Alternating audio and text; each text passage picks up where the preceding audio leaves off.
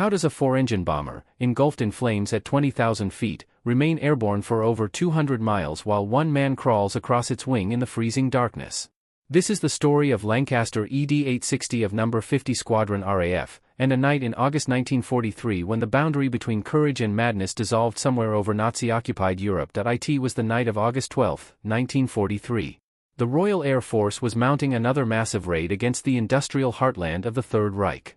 279 heavy bombers were bound for the city of Milan, their bomb bays loaded with over 600 tons of high explosives and incendiaries.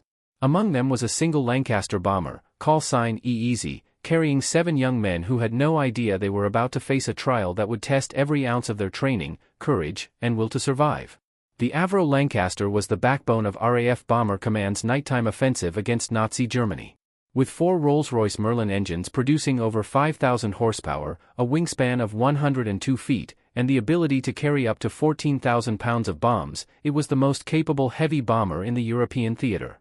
But for all its impressive specifications, the Lancaster had one critical vulnerability: its fuel tanks, housed in the wings just outboard of the engines, were notoriously susceptible to catastrophic fire. Flight Sergeant James Arthur "Jimmy" Ward was the second pilot aboard ED-860 that night. A 22-year-old New Zealander from Whanganui, Ward had volunteered for the Royal New Zealand Air Force in 1940 and had eventually found himself assigned to 50 Squadron at RAF Skellingthorpe in Lincolnshire.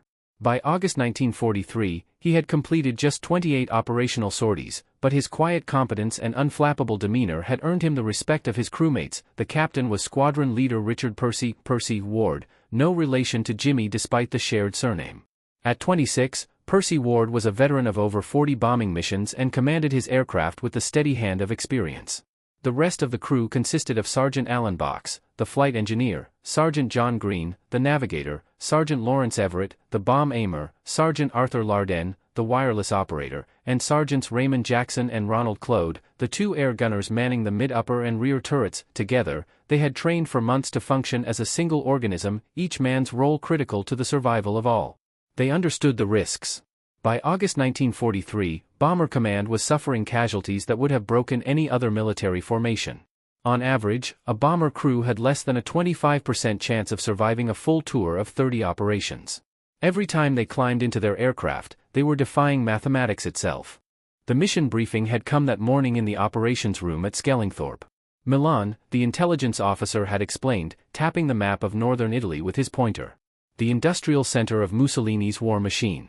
Factories producing everything from aircraft engines to artillery shells. Expected opposition, moderate to heavy flak over the Alps and the target itself. Fighter activity, possibly significant, though Italian night fighters had proven less effective than their German counterparts. By 2,100 hours on August 12, ED-860 was rolling down the runway, its 4 Merlin engines thundering in the darkness. The Lancaster staggered into the air under its heavy load, climbing slowly into the night sky. Percy Ward held the control column steady as the bomber gained altitude, heading south toward the English Channel.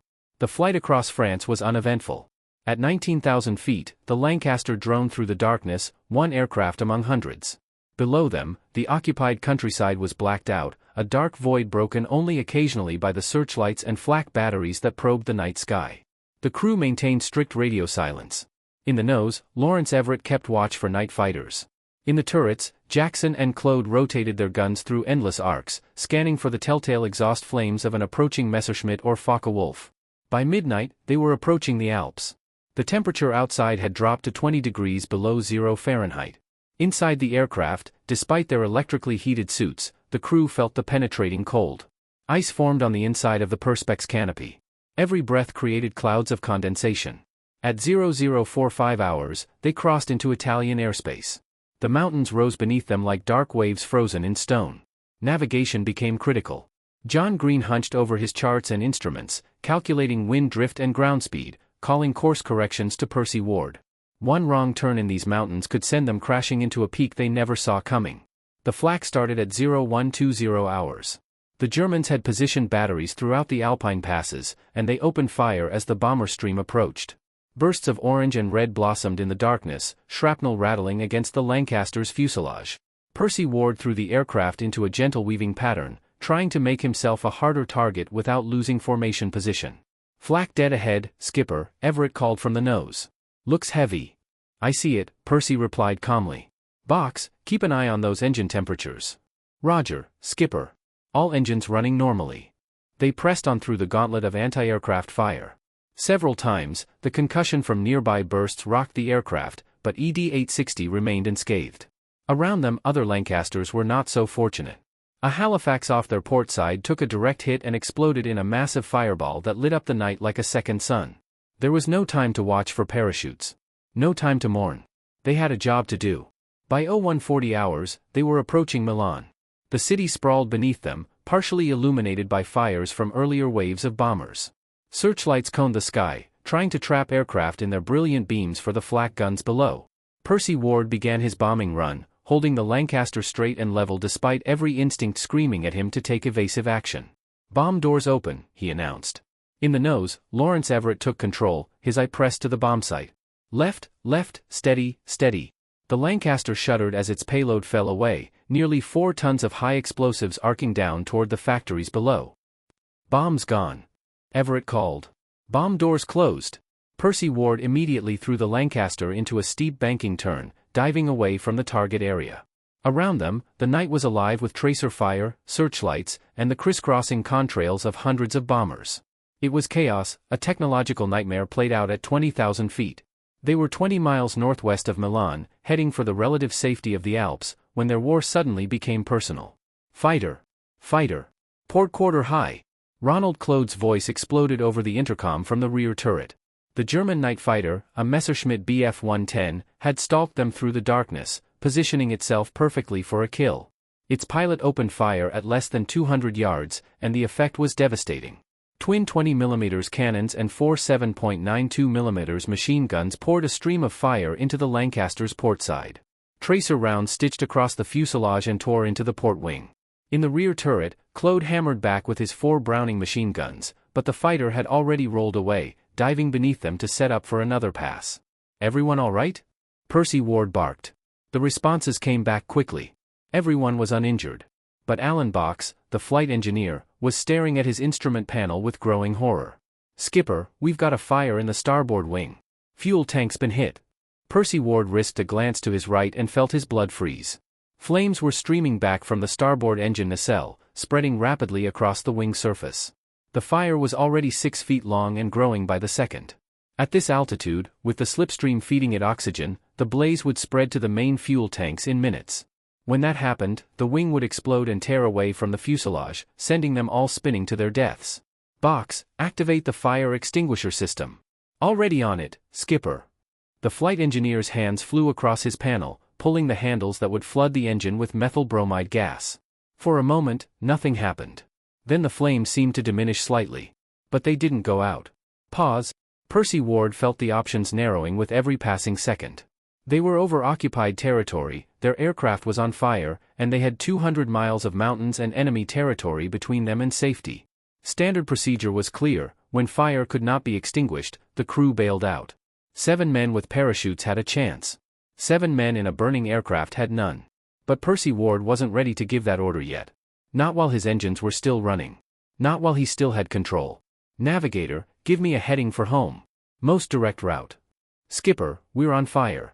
I know we're on fire, green. Give me that heading. The flames continued to spread. The fire was now crawling across the fabric-covered geodetic structure of the wing, feeding on the doped fabric and the aluminum stringers beneath. The heat was so intense that the metal itself was beginning to glow. Soon it would weaken the wing's structural integrity. The wing would fold, and that would be the end. Jimmy Ward had been silent since the attack, his hands on the dual controls, watching the fire with an intensity that bordered on obsession. He understood aircraft structure better than most. He had studied every inch of the Lancaster during his training. He knew that beneath the burning fabric, the fuel tank that fed the starboard inner engine was losing fuel through the bullet holes torn by the Messerschmitt's cannons. The fuel was vaporizing in the heat, feeding the fire that would soon consume them all. Unless someone put it out. The thought formed in his mind with crystal clarity, even though every rational part of his brain screamed that it was impossible. The fire was on the outside of the aircraft. They were at 19,000 feet. The temperature was 40 degrees below zero. The slipstream was traveling at over 180 miles per hour. Nothing human could survive out there. And yet. Skipper, Jimmy Ward said quietly. I think I can put it out. Percy Ward turned to look at his second pilot. What? The fire. I can put it out. I'll need the fire extinguisher and someone to hold my legs. For a moment, there was complete silence on the intercom as the crew processed what Ward had just proposed. He was suggesting climbing out of the aircraft, onto the wing, while they were flying at nearly 200 miles per hour at an altitude where the air was too thin to breathe without oxygen. Jimmy, that's suicide, Percy said flatly. So is staying in this burning aircraft, Skipper. The flames were now 15 feet long, and the wing was beginning to buckle. They had perhaps 5 minutes before structural failure. Percy Ward looked at the fire, then at his second pilot, then made the hardest decision of his life. Do it. But if you fall, I'm not circling back. I wouldn't expect you to, Skipper. The plan, such as it was, came together in desperate seconds. Jimmy Ward would exit through the Astrodome, the clear perspex canopy in the roof of the fuselage just behind the pilot's position. He would bring one of the portable fire extinguishers and a rope. Alan Box and Arthur Lardan would hold the rope, anchoring him while he crawled out onto the wing. To reach the fire, Ward would have to traverse nearly 20 feet of wing surface, all of it curved and slippery with oil and hydraulic fluid. The wing surface was covered with stressed fabric over a geodetic framework, never designed to support a man's weight. One wrong step and he would punch through, either falling to his death or becoming trapped as the aircraft flew on. Percy Ward reduced speed as much as he dared, throttling back the engines to 140 miles per hour. Any slower and they risked stalling. The Lancaster shuddered, hanging on the edge of controllability. The reduced speed made them an easier target for any night fighter that might be prowling the darkness, but there was no choice. Jimmy Ward stripped off his parachute harness. He wouldn't need it where he was going. If he fell from the wing, a parachute wouldn't save him, the impact with the tail would kill him instantly. He pulled on every piece of warm clothing he could find, knowing that exposure to the 50 below zero wind chill could freeze exposed skin in seconds. He wrapped a rope around his waist, securing it with a bowline knot. Box and Lardan would feed out the rope as he advanced along the wing. He looked at Percy Ward. The captain nodded. There were no words for a moment like this. Jimmy Ward opened the Astrodome and pulled himself up into the slipstream. The force of the wind was beyond anything he had imagined. Even at reduced speed, the air struck him like a physical blow, trying to rip him from the aircraft. His ears popped painfully as the pressure equalized. The cold was instant and brutal, cutting through his layers of clothing like they were tissue paper. He could barely see through the tears streaming from his eyes. Below him, through the Astrodome, he could see Box and Lardan holding the rope, their faces tense with concentration. He gave them a thumbs up and began to move. The fabric of the fuselage buckled under his weight as he crawled forward onto the wing route. He moved slowly, testing each handhold and foothold before committing his weight. The portable fire extinguisher dangled from his belt, banging against his leg. The roar of the engines was deafening, a physical vibration that shook his entire body. He reached the wing proper and looked ahead at the fire. It was worse than he had thought. The flames were streaming back nearly 20 feet now, and the wing surface near the engine nacelle was glowing red. He could feel the heat even from 10 feet away. Every instinct screamed at him to go back, to retreat to the relative safety of the fuselage. But if he went back, they all died. It was that simple. Jimmy Ward began to crawl forward along the wing. The fabric tore under his knees almost immediately. His left leg punched through the geodetic structure, and for a horrifying moment he was stuck, his leg dangling in the void while his hands scrabbled for purchase. Behind him, Box and Lardan felt the sudden jerk on the rope and held firm, taking his weight. Ward pulled himself free and continued forward, now moving along the metal stringers themselves, his hands bleeding from the sharp edges. The wind was trying to flip him off the wing. Every second he expected to feel himself lifted and thrown into the darkness. He pressed himself flat against the wing surface, making himself as small as possible, inching forward with agonizing slowness. 10 feet from the fire. 8 feet. 6 feet. The heat was overwhelming now, adding to the torture of the cold and wind. Sweat froze on his face even as the radiant heat from the fire threatened to ignite his clothing. He could see the bullet holes in the wing surface, each one weeping fuel that vaporized into flame. He pulled the fire extinguisher from his belt, aimed at the base of the flames, and pressed the lever. Nothing happened. The extinguisher had frozen solid in the high-altitude cold. Ward hammered it against the wing, trying to break the ice that had formed in the valve mechanism. Once. Twice. On the third strike, the valve broke free, and a stream of foam erupted from the nozzle. He directed the foam at the base of the fire, where the fuel was leaking from the tank. The flames resisted, fed by the constant flow of vaporizing fuel and the oxygen-rich slipstream. But slowly, inch by inch, the fire began to diminish. Ward crawled closer, emptying the entire extinguisher onto the burning wing surface. The fire flickered, wavered, and died. For a moment, Jimmy Ward simply lay on the wing, exhausted beyond measure, his hands bleeding, his face frostbitten, barely conscious. Behind him, Box and Larden were shouting into the intercom, but he couldn't hear them over the roar of the engines and the ringing in his ears. Then, with the last of his strength, he began to crawl back toward the fuselage. Every movement was agony. His hands were numb, barely able to grip the stringers. The rope around his waist was the only thing preventing him from sliding off the wing. It took him 10 minutes to traverse the 20 feet back to the Astrodome. Box and Larden reached up and grabbed his arms, hauling him bodily back into the fuselage. He collapsed on the floor, gasping for air, his body shaking uncontrollably. Percy Ward's voice came over the intercom, "Fire's out. Well done, Jimmy. Well done." ED-860 limped home across the Alps and France, its starboard wing scarred and blackened, its crew exhausted but alive. They landed at RAF Skellingthorpe at 0520 hours on August 13, 13 hours after takeoff. Ground crew who examined the aircraft afterward were astonished that it had remained airborne. The wing structure was severely compromised, the fabric covering destroyed over a 20-foot section. The bullet holes from the night fighter's cannon had come within inches of the main spar. Percy Ward submitted his report the following day, carefully detailing the events of the mission and Flight Sergeant Jimmy Ward's actions on the wing. The report made its way up through the chain of command, each successive officer reading it with growing amazement. On September 5, 1943, just 3 weeks after the mission, Flight Sergeant James Allen Ward was awarded the Victoria Cross, the highest military decoration for valor in the British Commonwealth. The citation read, "For displaying supreme courage and coolness in an emergency, and for volunteering to undertake a task which he must have known would in all probability cost him his life." King George VI personally presented the medal to Ward at Buckingham Palace. The young New Zealander, characteristically modest, insisted that he had simply done what needed to be done. When asked by reporters how he had summoned the courage to climb onto the wing, he replied simply, "I didn't think about it. There wasn't time." Tragically, James Ward's war ended 2 months later. On the night of September 15, 1943, he was flying as second pilot on a raid against the rail yards at Bochum, Germany. His Lancaster was hit by flak and crashed near the target. Ward and his entire crew were killed. He was 22 years old.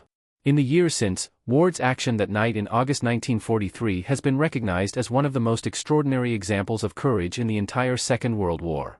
Military historians have noted that what Ward accomplished was beyond the parameters of his training, beyond what should have been humanly possible. Yet he did it, because the alternative was unthinkable. Today, a memorial to James Allen Ward stands in his hometown of Whanganui, New Zealand. His Victoria Cross is displayed at the Air Force Museum of New Zealand at Wigram.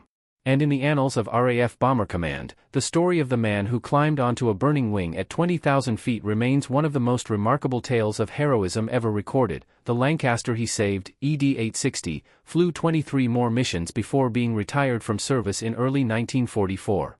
It had carried over 300 tons of bombs into Nazi Germany and brought its crews home against impossible odds. But no mission was more impossible than that night in August 1943, when one man decided that the laws of physics and common sense did not apply when his friends' lives were at stake. This was just one of countless untold stories from the Second World War. Men and women who faced impossible situations and somehow found the strength to persevere. Who looked death in the face and refused to yield. Who understood that courage is not the absence of fear, but the decision to act despite it.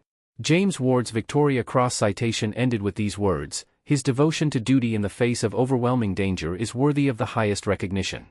Indeed it was. Subscribe to World War II Battlefields as we continue to bring these forgotten chapters of history back to life.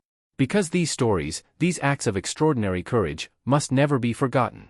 They remind us of what human beings are capable of when everything is on the line. And they honor the memory of those who gave everything so that we might live in freedom.